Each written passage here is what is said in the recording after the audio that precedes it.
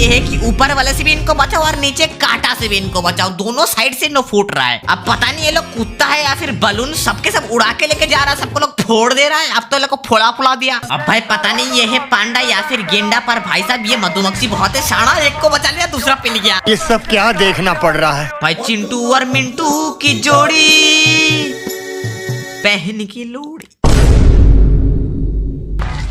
होने वाला है और जीतने वाला हूँ मैं, जीतने वाला हूँ। लाइक सब्सक्राइब कर देना, लाइक सब्सक्राइब कर जा।